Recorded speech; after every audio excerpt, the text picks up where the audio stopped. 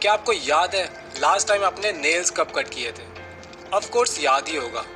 कुछ लोगों को नेल्स बड़े रखने का शौक होता है। स्पेशली कुछ लड़कियां नेल्स बढ़ाना बहुत पसंद करती हैं। बड़े नेल्स पर अलग अलग तरह की आर्ट तो आपने देखी ही होगी, पर क्या आपने कभी सोचा कि क्या होगा अगर हम अपने नेल्स को काटना ही बंद कर दें? वैसे हमारे नेल्स की ग्रोथ काफ़ी स्लो होती है। अप्रॉक्स 1 सेंटीमीटर बढ़ते हैं 3 महीने में। पर क्या होगा अगर हम सालों साल तक नेल्स को काटे ही ना? हमारे नेल्स के बढ़ने के साथ ही बैक्टीरिया, फंगस और इन्फेक्शंस भी बढ़ने लग जाते हैं। बाकी की प्रॉब्लम की बात ना ही करें तो बेहतर है।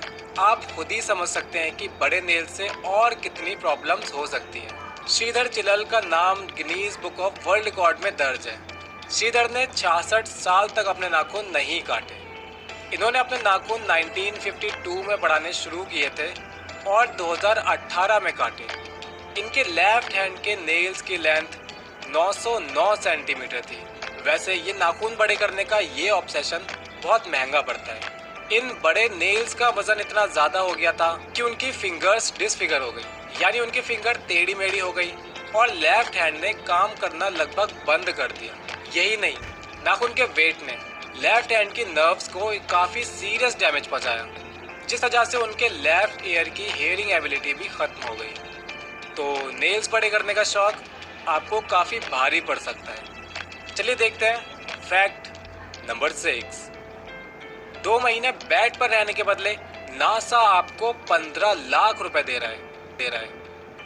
तो बचपन में सुबह स्कूल जाने के वक्त हम सभी ने कभी ना कभी सोचा ही होगा, काश हमें सुबह सुबह उठना ना पड़ता। अच्छा होता कि हम इसी बेड पर हमेशा सोते ही रहते, कोई हमें उठाने नहीं आता, यहीं पर खाना खाते और वापस यहीं पर सो जाते। ये तो हो गई बचपन की बात।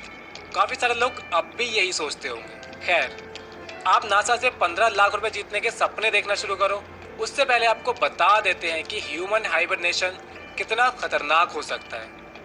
लंबे टाइम तक बेड पर ही रहने पर हार्ट रेट काफ़ी तेज़ हो जाता है, like 150 beats per minute. Blood flow रुक जाता है, स्पेशली हिप्स, टेलबोन और शोल्डर्स का। 2 महीने बाद आपकी बॉडी पूरी तरह से लूज और यूजलेस हो जाती है, क्योंकि बेड पर हम 10 से 15% स्ट्रेंथ हर वीक लूज कर देते हैं। इसके अलावा मेंटली एक्टिव नहीं रह पाते, मसल्स का लॉस हो जाता है और फैट गेन हो जाता है, जो आपके लिए जानलेवा साबित हो सकता है। तो 2 महीने बेड पर रहकर 15 लाख कमाने से बेहतर है घर से बाहर जाइए और 2 साल में 15 लाख कमा लीजिए।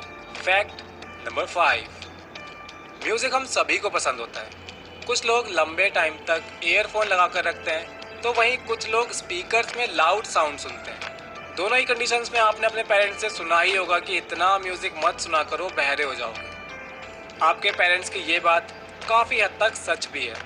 एयर ड्रम एक थिन टिश्यू होता है जो एयर कैनल को मिडल एयर से अलग करता है। लंबे टाइम तक लगातार एयरफोन्स में लाउड म्यूजिक सुनना आपकी हियरिंग एबिलिटी को ख़त्म कर सकता है और आपके एयर ड्रम को डैमेज कर सकता है। इसके अलावा अचानक से आने वाला तेज साउंड भी एयर ड्रम को डैमेज कर देता है। वैसे म्यूजिक के अलावा कुछ और कॉमन आदतें हैं जो एयर ड्रम को नुकसान पहुंचाती हैं। वो है कान में ऑब्जेक्ट डालना, उसकी सो कॉल्ड सफाई करने के लिए पेंसिल, कीज, हेयर पिन जो भी मिलता है, लोग उससे कान साफ करना शुरू कर देते हैं। और सभी लोगों को एयर वैक्स निकालना बहुत सेटिस्फाइंग लगता है, पर ये आपके एयर ड्रम को सीरियसली डैमेज कर सकता है। अपने एयर ड्रम को ठीक रखिए और इन आदतों से दूर रहिए। Fact number 4। It's too hot outside. कुछ लोगों को बहुत पसीना आता है, कुछ लोगों को बिल्कुल भी पसीना नहीं आता। अंडर आर्म्स में स्वेटिंग, टी शर्ट और शर्ट पर अलग अलग प्रकार की आकृतियाँ हमें गर्मी से ज़्यादा परेशान करती हैं।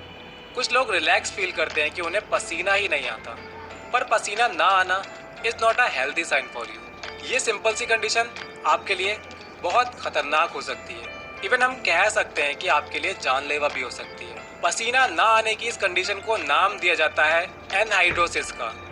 स्वेटिंग हमारी बॉडी को कूल रखने की एक नेचुरल प्रोसेस है। एनहाइड्रोसिस की वजह से स्किन रिलेटेड काफ़ी सारे इश्यूज आपके अंदर पैदा हो सकते हैं। पिंपल्स का कॉन्स्टेंटली आना, स्किन का स्पॉट से बढ़ जाना, रेडनेस जैसी प्रॉब्लम्स की वजह पसीना ना आना हो सकती है। इसके अलावा बॉडी का टेम्परेचर तो हाई सभी का होता है, तो बॉडी की हीट पसीने के रूप में बाहर ना निकलना आपकी बॉडी को डिजी, आपको डाउन और वीक बना देता है, जो आपकी ओवरऑल हेल्थ के लिए एक बुरा साइन होता है। फैक्ट नंबर 3, इतनी गर्मी में गर्मी की बातें बहुत हो गई, अब कुछ ठंडी ठंडी बातें कर लेते हैं। क्या आपके साथ कभी ऐसा हुआ है कि आपने कोल्ड ड्रिंक पी हो या फिर आइसक्रीम खाई हो और आपको लगा हो कि सारी आइसक्रीम आपके दिमाग में चली गई है? आपका ब्रेन ज़रूरत से ज़्यादा चिल्ड हो जाता है। इस कंडीशन को आपने ज़रूर फेस किया होगा। ऐसी कंडीशन को नाम दिया जाता है ब्रेन फ्रीज। ब्रेन फ्रीज का मेडिकल टर्म है जो आपकी स्क्रीन पर अभी लिखा हुआ है, आप प्रोनाउंस खुद ही कर सकते हैं। वैसे ब्रेन फ्रीज कोई हार्मफुल कंडीशन नहीं होती, बस कभी कभार हेडेक जैसे इश्यूज को ट्रिगर कर देती है। क्या आपके साथ कभी ऐसा हुआ है? कमेंट सेक्शन में ज़रूर बताएं। फैक्ट नंबर 2, यॉर्निंग एक यूनिवर्सल एक्टिविटी है। कुछ एनिमल्स और सारे इंसान ये एक्टिविटी अपनी डेली लाइफ में करते ही है। यॉर्न को हिंदी में जम्हाई लेना